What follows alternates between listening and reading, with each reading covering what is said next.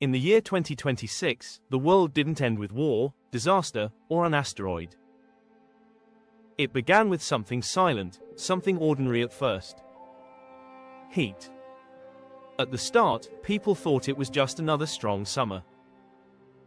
Fans ran all day, air conditioners worked overtime, and everyone complained about the weather. But slowly, something felt different. The heat wasn't going away. Days passed, and the temperature kept rising. Even at night, there was no relief.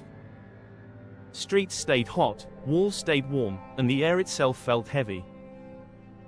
Across different countries, unusual reports started coming in. Cities were breaking temperature records one after another. Roads in some places began to soften under extreme heat. Water sources started shrinking. Animals moved away from open lands, searching for cooler areas. At first, governments and media called it an extreme heat wave, nothing more. Something temporary. But it wasn't temporary.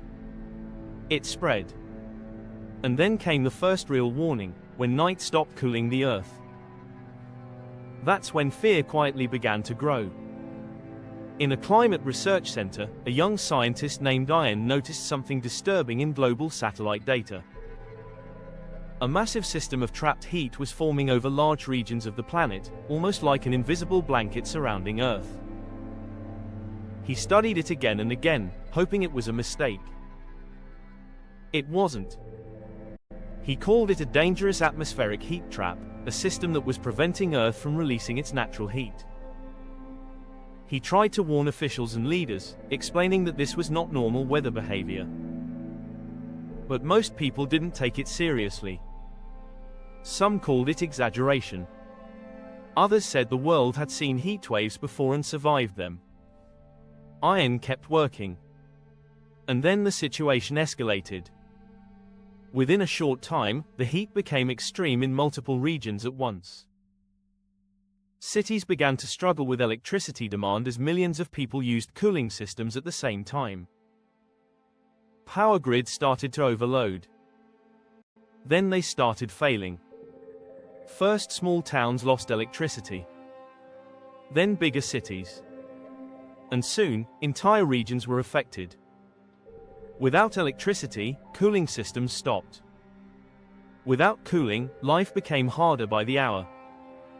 Hospitals became crowded with heat-related emergencies.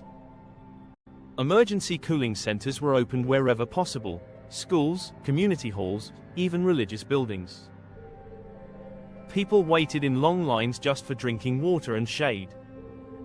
In some places, streets became empty during the day. Not because of rules or restrictions, but because stepping outside felt unbearable. The sun was no longer just bright, it felt aggressive. In rural areas, farmers watched their crops dry faster than they could respond.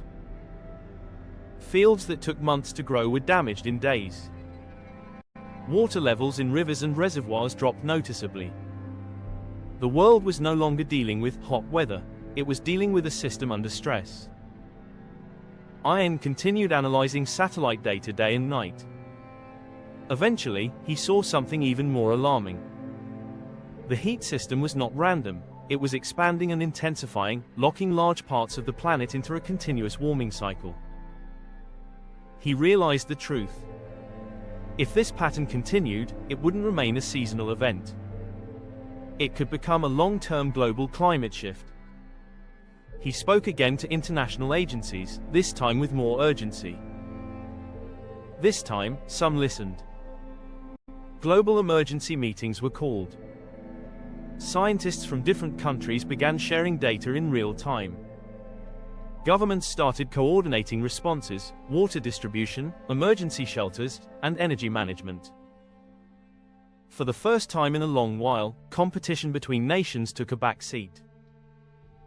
Survival became the priority. But the problem was enormous. No quick solution could stop the heat immediately. So humanity had to adapt while struggling to survive. In cities around the world, people began changing daily habits. Water usage became more controlled. Trees and shade structures started appearing in public spaces. Awareness campaigns spread quickly, urging people to reduce energy consumption and protect resources. Something unexpected also happened during the crisis. People started to understand the situation differently. It wasn't just about temperature anymore. It was about responsibility. About how fragile the balance of the planet actually was. Weeks passed under extreme conditions. Then slowly, something changed. Cloud formations began returning in some regions. Temperatures, while still high, stopped breaking new records every day. Rain eventually appeared in a few areas that had been dry for weeks. The heat wave was still present, but its intensity started to weaken. Gradually, relief spread across different parts of the world. The worst phase had passed. But the experience had changed everything. After the crisis, IN presented his final report to global leaders. His words were simple, but powerful. The Earth did not punish humanity. It reacted to imbalance. And this heat wave was not just an event, it was a warning. A warning that the planet has limits. And when those limits are pushed too far, the consequences are shared by everyone. The world did not end that year. But it learned something it would never forget. That survival is not just about reacting to disasters. It is about preventing them before they